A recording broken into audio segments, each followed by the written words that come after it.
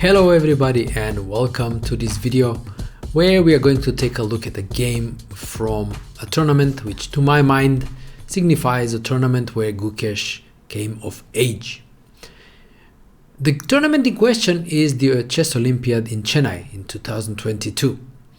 Only 16 years old at the time, Gukesh was tasked with the very responsible job to lead the second Indian team in an Olympiad which was held in his native city of Chennai. With all the nation's eyes on him as the player on the first board, it must have been tremendous responsibility that he felt, and also the pressure of the whole nation's eyes on him. And yet, what happened in fact was incredible.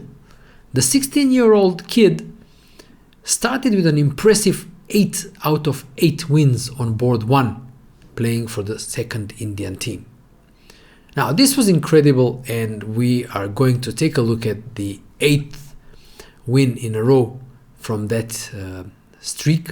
A game where he beat none other than a former World Championship challenger, Fabiano Caruana, in a critical match against the Team USA. It is worth noting that Olympiad was a fantastic tournament for Gukesh, that in a sense that he won gold medal on board 1, and he also led his team, India 2, to the bronze medal at the whole Olympiad. Little did they know that only 2 years later they will do much better and they will win gold. But let's not go ahead of ourselves and take a look at the game, which is a game which Gukesh showed incredible resilience, facing one of the best players of modern times, and showing his incredible defensive abilities. So we will see Gukesh actually defending in a very resourceful manner against such a fantastic player as Fabiano Caruana. So, after the moves e4, c5, Gukesh chooses the Sicilian defense for the important game, knight f3, knight c6, and now Caruana plays the move bishop b5, one of his favorite ones. He used it several times in his World Championship match against Magnus Carlsen and many times after that. So, inviting Caruana on a turf where Gukesh must have known that it's a very, very well-known one for his opponent, having prepared it for a World Championship match, also shows a lot of courage and self-belief, confidence in his own abilities. G6 is Gukesh's choice in this position, one of the two main moves, G6, the other one being E6, but other moves are possible as well. So short castle by Caruana, taking on c6 immediately is also possible, but soon the game would transpose. Let's say bishop g7, bishop takes c6, and now b takes c6.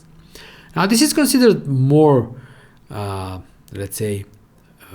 dynamic compared to the alternative d takes c6, where play is a bit more positional, because black has enough control in the center, so white cannot easily open up the game with c3 and d4. Therefore, white usually goes d3, knight c3, and play develops with a slower character. However, after b takes c6, white's most natural plan here is to play in the center, and he starts with the move rook e1, a useful move for white because the rook on the e-file supports the e-pawn, which can further go forward and then restrict and limit black's development. Now in this position, several moves exist for black, and Gukesh chooses let's say the modern treatment with the move queen c7.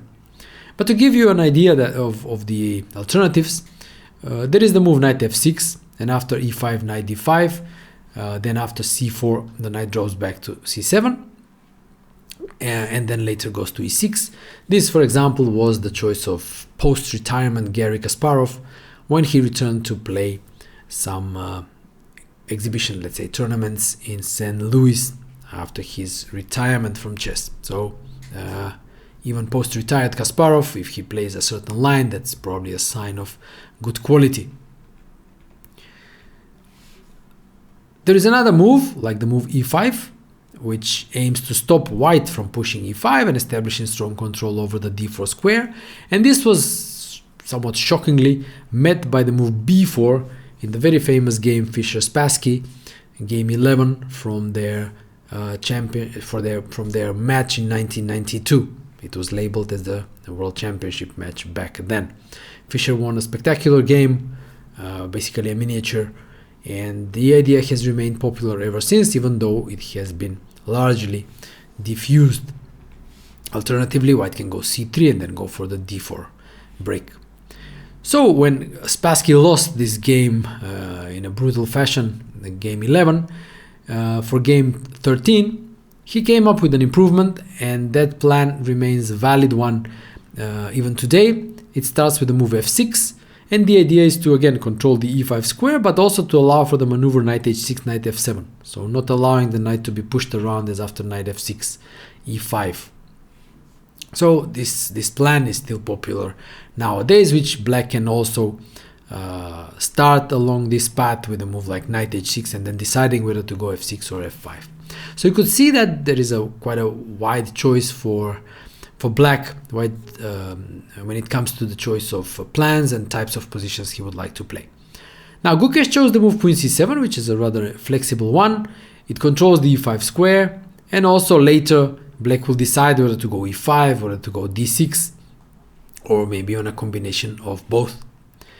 So Caruana starts with the move h3, and after d6 goes e5.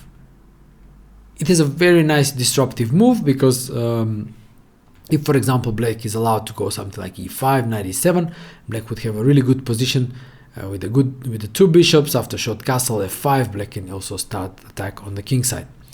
So in order not to allow this, Caruana goes e5, playing in the center. It's a pawn sacrifice for the time being, but what he gets in return is the wrecking of the black structure after d takes e5.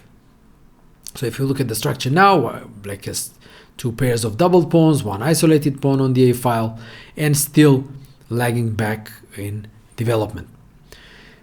d3 now for white, and now Gukesh plays a move that tries to disrupt the smooth course for white at the beginning with the move c4. So he tries to get rid of one of the doubled pawns, threatening to take on d3, and in case of d takes c4, then white will have doubled pawns on the c file after dc4, whereas black will have a, let's say, free flowing central pawn mass. Let's say f5, e4 can happen at some stage. Therefore Caruana ignores the pawn on c4 and goes knight c3, and after cd3, we come at the first critical moment in the game, when Gukesh made an unfortunate choice. The position is that now white also has an isolated pawn on d3, but that's a pawn that he can easily defend and control. But more importantly, white has easy play in this position because he would simply like to go something like queen e2, regain the pawn by taking on e5, and then he would argue that the control over the e file, the good spots for the knights like c5 being a weak square, the very well placed knight on e5, the bishop easy development with the bishop on f4, the other rook coming to c1, targeting the pawn on c6, all these factors would give him easy and smooth play. But on the other hand, black is not without his own trumps, which are the pair of bishops, and the fact that he can and should quickly finish development. And now, in fact, black should have taken care of his development, starting with the move like, let's say, bishop b6 or knight f6 first, and after, let's say, queen e2, knight f6, black should give up the extra pawn in order to finish development. Let's say knight takes e5, short castle, and black has a compact position. White keeps the trumps of easy play, let's say bishop f4, threatening something like knight g6 with an attack on the queen on c7, and the knight from g6 defending the pawn on f4 and attacking the rook on f8, but queen b7 just getting away from the sensitive diagonal should give black satisfactory play. Both sides have their own advantages and disadvantages, so play remains rather balanced. So this was a good way for black to continue. But Gukesh chose the move knight h6. And after this he lands in trouble. The idea of the move is to get the knight to f5, from where it can go maybe to d4, maybe to d6, but most importantly from f5 it will defend the pawn on e7, which after the loss of the pawn on e5, that pawn can be subject to an attack. But it's a rather, let's say, a passive stance, with the knight on f5, and white manages to establish a good grip over the center and obtain some initiative. Now knight e5 is possible simply because the bishop that defends the knight on h6 must stay there, cannot take the knight on e5 because then the knight on h6 is lost and black cannot castle and is stuck with the king in the center. Therefore, Gukesh continues with the plan, knight to f5, bishop f4, continuing with the development, threatening knight g6, so the queen escapes from the sensitive diagonal, and now knight a4. And this is the problem for black, because he still needs to finish development, and white already has some threats like knight c5, establishing these beautiful knights on e5 and c5, which can further be supported by d4, the rook can come to c1, target the pawn on c6, and so forth. Still, with this being said, black's position still remains very solid, especially as that there is only one weakness, that one on c6. The knight on f5 takes care of the knight of the pawn on e7, and black should be able to hold, but it is unpleasant.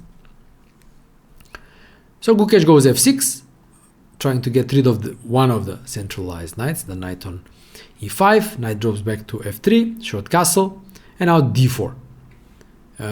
It's important to play d4 to stop black from pushing e5. So white controls now the e5 square, so black is pinned down on the e file. And now in this position, Gukesh finds a way to at least create some sights on counterplay by advancing the pawns on the king side. So he goes g5, attacking the bishop on f4, bishop drops back to h2, and now h5. This introduces the idea of g4 at some point, not immediately because the pawn is easily exposed there, but at some point this can become important. So this type of defense, when you create not immediate threats but possible threats, is a good way to kind of create this balance in the position and worry your opponent in a way as that he understands that he cannot just play at his leisure without taking care of any counterplay by you, in this case. Nevertheless, objectively, white is doing better here. He has an easier play, whereas black is passive. So this g4 idea, Caruana decides to immediately deal with it by going rook e4. So it controls the g4 square and also introduces the idea of doubling on the e file. So the queen will move from d1, it will go to c2 maybe, to target the pawn on c6, threat knight c5, defend the pawn on d2, and the other rook can come on the e file and put pressure on the backward pawn on e7. And from this moment, it's like up to here as well, but here from this moment as well too, we can see Gukesh showing this resilience when it comes to defense. So he makes sure that he does not weaken his position further, and this is a very important defensive principle when you're defending an inferior position, is that you try to limit the damage by not weakening your position further. So just observe how he maneuvers with his pieces and keeps the damage to the minimum. So he goes queen d7. So the queen on the b file had very little to do, especially in view of white's next move, queen c2, when the queen defends the pawn on b2. So rook f7 now. It's a nice regrouping. Both the rook from f7, and then next the bishop will drop back to f8. All of these pieces will lend very strong hands to the defense of the pawn on e7. So he's covering the weakness on e7 and basically sitting still and not weakening his position further. So rook ae1, bishop f8, following the plan, defending the pawn on e7, and now queen e2. So white is tripling on the on the e-file, but as we saw, the pawn on e7 is well defended, so black for the time being, even though it's very passive, is relatively safe. On the other hand, the queen on e2 introduces some tactical ideas in the position, which a bit of a surprise that both players decided to let go unnoticed. And very soon we will see what these tactical motives in the position are. So in this position, Gukesh played the move queen d5. That was one of the ideas of getting the queen to d7. The queen on d5 is very well placed, targeting the pawn on a2, and if white is to chase away that queen from d5, the knight from a4 should go back to c3 rather than on the more, let's say, advanced square on c5. However, in view of what was possible on the next move, alternative moves like putting a rook on g7 or putting even a knight on g7, we will see why, this is a small hint, were preferable. But after queen d5, knight c3, queen d7, this was perhaps the best moment for Caruana in the game to capitalize on the initiative he had. The very curious tactical idea in this position was the move knight g5.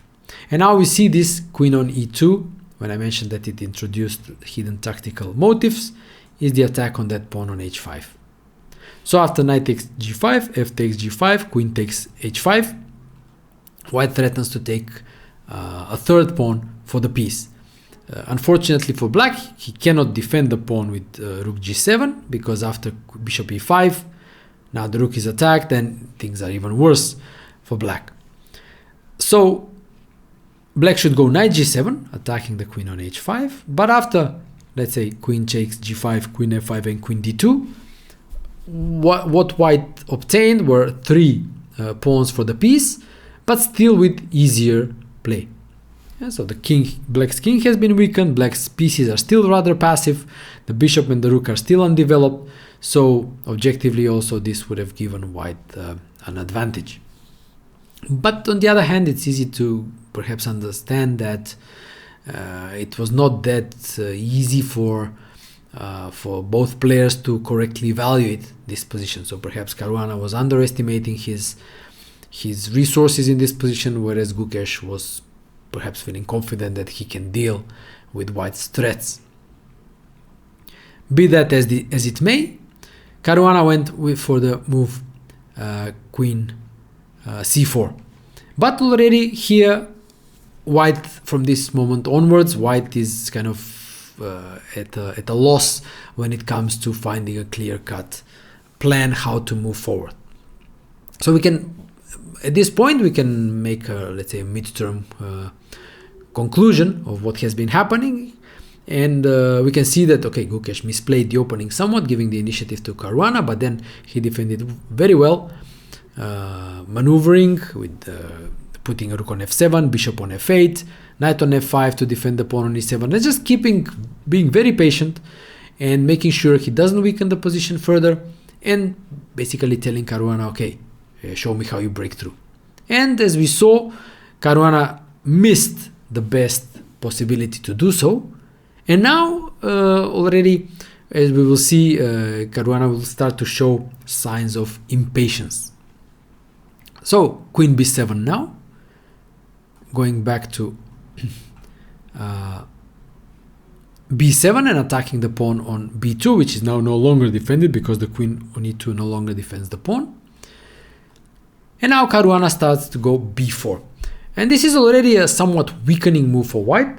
It may appear that white is still pressing and pushing up the board, but b4 puts the pawn on a relatively sensitive square, especially after black's next move, which is e6, immediately attacking that pawn on b4. And also it gives the option to black to with a subsequent move a5 to develop this dormant rook on a8.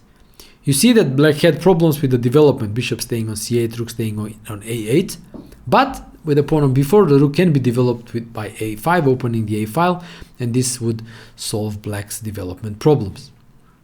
Probably, objectively, better was to go knight a4, also maybe threatening, let's say, something like knight c5, queen b5, queen c2. Objectively, the position is around equal, but the maneuvering would have continued. After b4 e6, the pawn on b4 is hanging. Now the bishop is taking over the task of defending the e pawn. And now a very curious psychological moment in the game occurs. Caruana went rook b1, defending the pawn. Gukesh went queen d7. Caruana returned rook be1. Gukesh returned queen b7. Rook b1 again, queen d7 again. So very curious moment. Should white take the draw? And in this position, Caruana decided to continue the game. Objectively, the position is equal. And it would have been also sensible to accept the draw. For example, sadly admitting that he could not make more out of the very promising opening position that he got. However, it also implies that continuing the game from an equal position, if played well, would likely lead to another equal position. So the result of the game would depend on the quality of the moves that both players make in the remainder of the game. Unfortunately for Caruana, he decides to continue the game with a suboptimal move. Now he went for the move a3. In a way, you could say that it makes sense because now the pawn on b4 is well defended by the pawn on a3. But after the black's next move, as we shall see, that is going to be the move a5. It is in fact now not the b4 pawn that is weak, but rather the pawn on a3 that is weak, which will be exposed both on the a3 f8 diagonal, attacked by the bishop on f8, but also by the rook on a8. So in fact, by defending one weakness on b4, white created another one, and in fact a bigger one, even though that is not obvious right now, the pawn on a3. Objectively, it was better to go a4 and keep advancing. And after a5, some sharp lines can occur, which will lead to a sharp endgame. Let's say b takes a5, bishop a6, activating the bishop by attacking the queen. Queen takes e6. Bishop d3 now, attacking both rooks. But this is not a blunder by white because he has the move rook b8, getting away from the attack and attacking the rook on a8. And the tactical justification for this move is that after rook takes b8, bishop takes b8, black cannot really take the rook on e4, because after queen takes d7, rook takes d7, knight e4, there is a double threat of knight f6 check, intending to win the rook on d7, and also a6, a7, a8. So this works out nicely for white. So instead of bishop takes e4, black should go king g7, avoiding these tricks on f6, and after queen d7, rook d7, rook e6, g4, the endgame is very sharp. So attacking finally this g4 threat comes to life. The knight on f3 is attacked. When the knight moves, rook d4 can be played, and so forth, or knight d4. So with a very sharp endgame and chances for both sides, but objectively equal. So this would have been best. But after a3, a5, now it is black who takes over the initiative. And again, it's very, very interesting to note how the game turns in this moment. So we had this momentum or trend where white was pressing, white was pushing, but then we came to a point when white's, let's say, initiative peaked. Black managed to defend, managed to extinguish the initiative, and now the position was equal. By inertia, perhaps white continued to push, but now this already backfired, and now it's black who takes over the initiative, and we will see how Gukesh is merciless when in this situation where the trend turns in his favor. So knight a4 now for Caruana. Queen takes queen d8 because the threat is knight b6, the fork on the queen and the rook. So queen d8 covering the b6 square. B takes a5, rook takes a5, and now another let's say mistake by white, but already the position is problematic. Here, for example, queen c2 would have been better, when white would lose the pawn on a3 after something like, let's say, rook b5, rook be1, bishop a3, but after, let's say, g4 and knight g7, rook e3, attacking the bishop. We could say that white has some compensation because all the pawns are concentrated more or less in the center and on the king side, and the pawn on d4 is controlling both black's pawns e6 and c6, so it's not so easy for black to make something out of the extra pawn. So this would have been more resilient for white.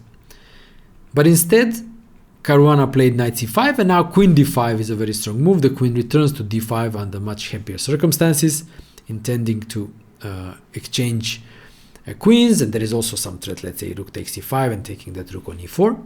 So queen e2 and rook a3. And now black won a pawn, but more importantly, he also is very quick in creating counterplay on the queen side. So rook d1 and rook a7 threatening rook a1. And it's also very, very surprising how quickly white's position dissipates from this moment onwards. For example, white now could not take the pawn on e6, even though it looks tempting, because after rook a1, the queen is overburdened on e2. It needs to defend the pieces on the e file, but also the rook on d1. And for example, let's say rook takes a1, rook takes a1, knight e1, simply loses to bishop takes e6, rook takes e6, and knight d4, a fork, and white loses material, loses a rook. So Caruana went for g4, h takes g4, h takes g4, and now there are many ways to win. Gukesh chooses a pretty straightforward one, simply dropping with the knight back. It was possible, for example, to take on c5 and so forth, but the knight drops back to h6, targeting this pawn on g4. Caruana goes bishop g3, and now the move that literally breaks apart white's position, e5. So that backward weak pawn that was the source of trouble or worry for black, that needed to be defended for the whole game, now makes the decisive breakthrough by advancing to e5, and white's position breaks apart because everything is attacked. There's an attack on the pawn on g4, there's an attack on the pawn on d4, the pawn on e5 cannot be taken because the knight on c5 is hanging, so everything falls apart. Now Caruana tries a desperate sacrifice with knight takes e5, but Gukesh is pretty convincing in the ensuing not so big complications. So f takes e5, rook takes e5, and now a very important intermediate move, bishop takes g4, counter-attacking the queen on e2. Queen d2, the queen escapes, and now another important move, queen f3. So it's a double threat. First, the rook on d1 is attacked, but there is also the threat of bishop h3 and queen g2 mate. Check on g5, rook g7, rook e1, and bishop h3. And the game is basically over. There is a mating threat on g2. If the bishop moves from g3 so that the rook from g5 defends g2, let's say bishop e5, there is the move knight g4 that blocks the rook's control over the g file, and there is this threat on mate on g2 which cannot really be stopped. So Caruana tried bishop d6 instead, but Gukesh simply collected that piece, because after rook g7, king g7, queen g5, king h7, there are no more checks, and there is a simple threat of queen g4 exchanging queens, but other threats as well. Black is in fact 2 pieces up here. Caruana played knight e4, only to allow a nice finish with queen takes e4. The point being that after rook takes e4, rook a1, this leads to mate rook e1, and we have a mate on the board because the king can not escape the check.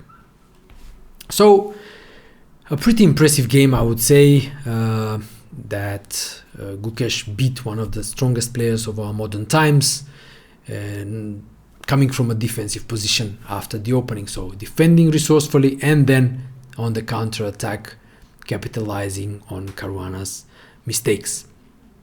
So I hope you enjoyed going over this very important game, very impressive game, and I invite you to check out now the next video.